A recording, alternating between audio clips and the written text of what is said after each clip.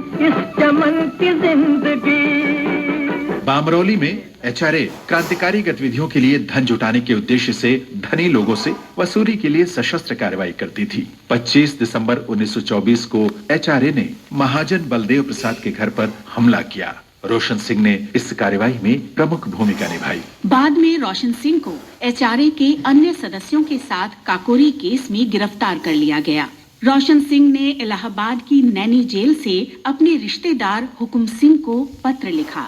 मनुष्य का जीवन भगवान की श्रेष्ठ रचना है और मैंने इस रचना के लिए बलिदान देकर ये सिद्ध किया है। मैं अपने गांव नवादा का पहला व्यक्ति हूं जिसने आप सबको, अपने भाई बहनों को गौरवान्वित किया है। इस नश्वर मानव शरीर के लिए पश्चाताप क्यों करना? किसी न किसी दिन तो यह समाप्त होना ही है। मैं प्रसन्न हूं कि अंतिम क्षणों में ध्यान लगाने के लिए ज्यादा से ज्यादा समय व्यतीत कर रहा हूं। मैं जानता हूं कि जो अपना कर्तव्य निभाते हैं या धर्म के लिए आत्मत्याग करते हैं, उसे सदा के लिए मोक्ष प्राप्त हो जाता है। आपको मेरी मृत्यु के लिए चिंता करने की आवश्यकता नहीं है। मैं भगवान की गोद में शांतिपूर्वक सोने जा रहा हूँ। रोशन सिंह, राम प्रसाद बिस्मिल, राजेंद्र नाथ लाहिड़ी और अशफाक उल्लाह खां 19 दिसंबर 1927 को शहीद हुए। महान स्वाधीनता सेनानियों को आकाशवाणी का शत शत नमन। नमस्ते, हूँ आदर्श छूं। तमने बधाने एवुं थाय के भाई आ विविध भारती रेडियो केम संभळायो आज?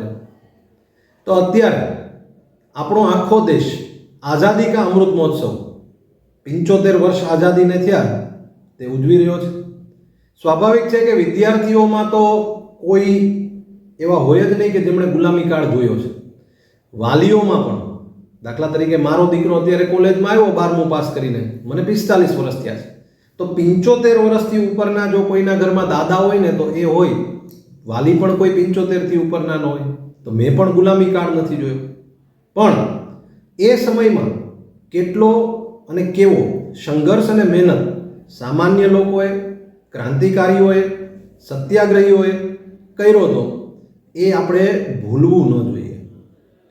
અત્યારે આઝાદી કા અમૃત મહોત્સવ કાર્યક્રમ હેઠળ આપણી શાળાના 500 બાળકોએ પોસ્ટકાર્ડ આદરણીય વડાપ્રધાન શ્રી નરેન્દ્રભાઈ મોદીને લખ્યા હતા અને આ પોસ્ટકાર્ડમાં આપણા વિસ્તારના નામી અનામી ક્રાંતિકારીઓની વિગત મોકલવાની હતી। તેની હરીફાઈ પણ હતી। હવે આપને જાણીને આશ્ચર્ય થશે કે મોટાભાગના બાળકોએ ગૂગલ ઉપર સર્ચ કરીને મોકલ્યું છે। તો આ વિવિધ ભારતી રેડિયો એટલા માટે સંભળાયો કે રોજ સવારે આપણા લગભગ કોઈ એવા ઘર નહીં હોય કે જેમાં રેડિયો અવેલેબલ ન હોય। કાંઈ ન હોય તો છેલ્લે મોબાઈલમાં હશે। આ મોબાઈલમાં રેડિયો તમે ફ્રીક્વન્સી 102.80 એટલે કે 102.80 ફ્રીક્વન્સી ઉપર વિવિધ ભારતી આવે। રોજ સવારે આપણે કહેતા જઈએ છીએ કે બાળકો વાંચનથી વિમુખ થતા જાય છે, જનરલ અવેરનેસ ઘટતી જાય છે, જનરલ નોલેજ ઘટતું જાય છે। તો માત્ર રોજ સવારે આપણી દૈનિક ક્રિયા જે કંઈ કરતી હોય ને સાથે સાથે ઘરમાં આ રેડિયો વગાડવાથી બે વસ્તુ, સારા ગીત પણ વાગતા હોય, આખા દેશના સમાચાર મળશે અને તેની સાથે સાથે રોજ એક ક્રાંતિકારી વિશે સરસ મજાની વાત એવી કરવામાં આવે છે કે જે ક્યાંય નામમાં જ નથી, જેમણે પોતાના જીવનનું બલિદાન આપી દીધું છે, જેમના કારણે આજે આપણે સ્વતંત્રતાની હવા ભોગવી રહ્યા છીએ। તો આવા ક્રાંતિકારીઓ વિશે પણ માહિતી મળશે તો સારા સંસ્કારો અને સિંચન પણ સારું થશે। પોસ્ટકાર્ડની જે હરીફાઈ રાખી હતી આપણે, આ હરીફાઈમાં પરિણામ તૈયાર છે।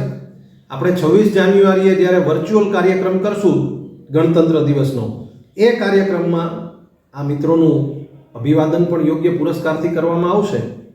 ત્રીજા નંબરમાં છે ડોબરિયા રીવા ભાવેશભાઈ, ધોરણ 8 અ। બીજા નંબરમાં છે સુરેચા જીલ ભાવેશકુમાર, ધોરણ 7 બ। અને પહેલા નંબરમાં છે લાડાણી ભવ્યા પારસભાઈ, ધોરણ 7 અ। આ બધા જ વિદ્યાર્થીઓને યોગ્ય રીતે સૂચના મળશે કે એમણે અભિવાદન સ્વીકારવા માટે આવવાનું છે।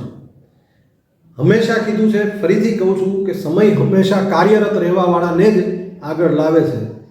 આપણે બહુ કંઈ નથી કરવાનું, ઘરમાં રેડિયો હોય તો સવારે 8 વાગ્યા આસપાસ ફ્રીક્વન્સી 102.80 102.80 રેડિયો વિવિધ ભારતી સાંભળજો।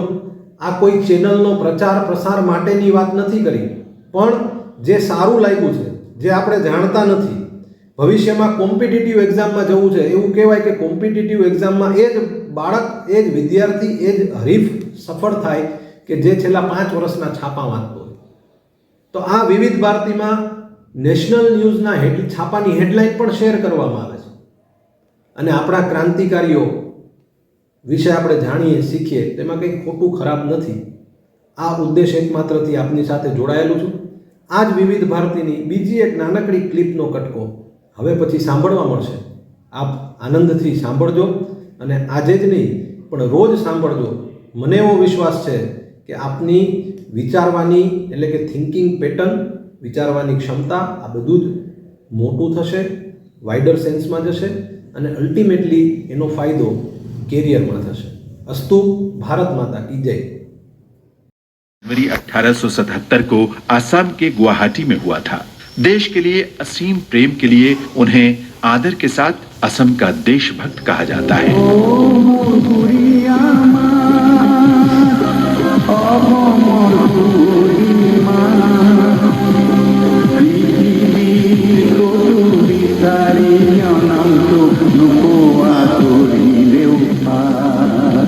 जब महात्मा गांधी के नेतृत्व में असहयोग आंदोलन के दौरान स्वाधीनता आंदोलन तेज हुआ तो उन्होंने वकालत छोड़ दी और स्वतंत्रता आंदोलन में शामिल हो गए. उन्होंने आसाम में इंडियन नेशनल कांग्रेस की स्थापना में महत्वपूर्ण भूमिका निभाई. 1921 में महात्मा गांधी ने असम की यात्रा की और गुवाहाटी के भरालू मुख में ठहरे. फुकन गांधी जी के विश्वस्त सहयोगी थे. उन्होंने विदेशी वस्त्रोदाह यज्ञ भी किया और उसके साथ विदेशी चीजों की होली जलाई. जब अंग्रेजों ने कांग्रेस को अवैध संस्था घोषित किया तो फुकन को गिरफ्तार कर लिया गया. वे नवंबर 1922 तक जेल में रहे.